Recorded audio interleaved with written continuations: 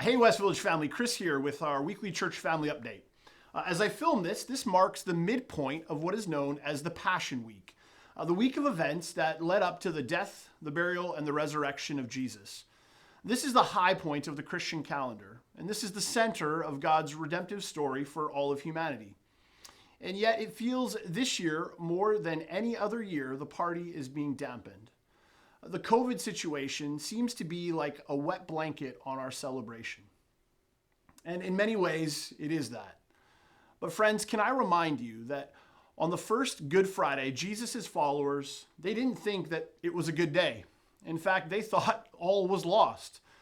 They had sold everything to follow Jesus. They believed that he was the Messiah. They believed that he was the one who was going to rescue and redeem God's people.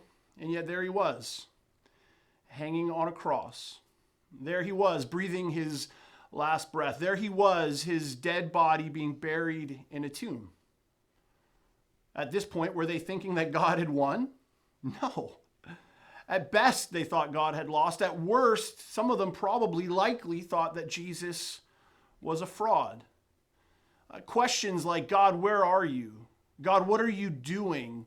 Would have been swirling around their hearts and their minds. And yet, what do we know, friends? What do we know? The story doesn't end here. Good Friday is good because of what happens on Easter Sunday. That Jesus' dead body is raised to new life by the power of God, and God takes what was intended for evil, the cross, and he uses it for good, for our salvation. It's a beautiful story of God's redemption, that God is always redeeming things. Even in this situation where his church cannot be together to celebrate his resurrection, he's going to use it. Somehow, for his redemptive purposes, he is going to use it.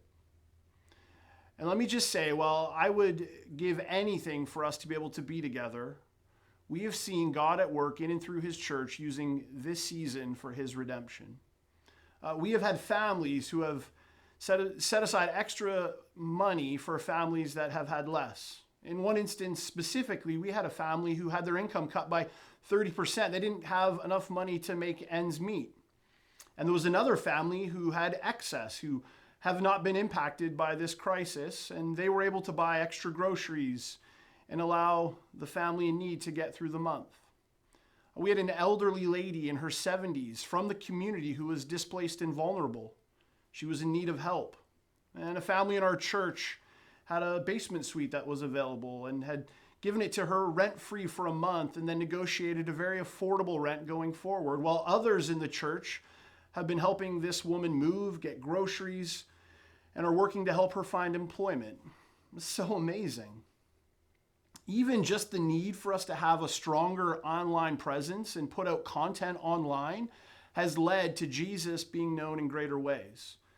We've had people tuning in from various online platforms and experiences from literally all over the world, from Victoria to India to Indiana. Believe it or not, there has been a growing cluster of folks from Indiana, of all places, tuning in to participate with us online. If you're watching this and you're from Indiana, this is not a joke. My favorite all-time movie is Hoosiers. And I spent an entire summer in Gas City, Indiana, selling fireworks. There's a little Chris fun fact for you. But my point is this: while we cannot meet, while the Church of Jesus cannot meet together, it cannot be stopped. Jesus will make himself known. He's doing that right now. He's saturating the city of Victoria. He's saturating our world, and we get to be a part of it. It just looks different right now. I want to give you one important piece of information as we head into the weekend. As we've already said, it's Easter. So obviously we are going to celebrate on Sunday. And there's a couple of ways, there's two ways specifically that you can get involved. The first one is this. We've been asking this for a couple of days now, and we'll ask again, one last opportunity for you to post a 2 or 3 minute testimony on your various social media platforms, sharing how you've been changed by Jesus. Our goal here is to flood the internet with stories of Jesus' grace this weekend. And we're asking you to include the hashtag #ChangedByJesus and a link to our Easter Sunday gathering, which is www.westvillagechurch.com/Easter. And when they go there, they'll be able to hear me preach about the same hope that you have shared about in your story. And our desire with this is simply just to see your social media feed, my social media feed, flooded with God's grace. Second way you can get involved is this. We're going to have 2 Easter Sunday gatherings this coming week, one at 10 a.m. and one at 11:30. Can we encourage you to invite someone? Inviting someone to come to our Sunday gathering has never been easier. They don't have to get up. They don't have to get dressed. They don't have to drive to the Cineplex. They just have to click a link.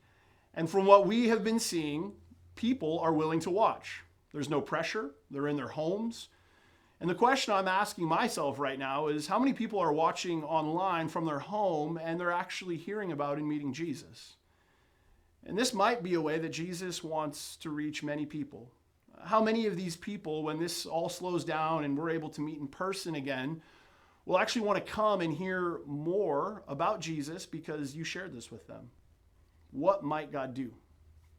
So here's the ask. I want to ask you to actually take a couple of minutes and actually pray to the Holy Spirit and ask him one simple question. Who should I share this with? So we are doing our absolute best with the resources we have been given to put together something that you can be proud to show your friends and your family who do not yet know Jesus. By the way, someone needs to send Nathan a huge virtual COVID elbow bump as he's been working triple time to help us sort all this out. So family, while I know that this is hard, while I wish it was very different, while I wish we could be together this weekend to celebrate, I'm thankful that we get to serve a Jesus who did not stay in the tomb, but we serve a God who rose from the grave. And that's why we can have hope that what we are experiencing right now isn't the end of the story. I look forward to celebrating with you this weekend.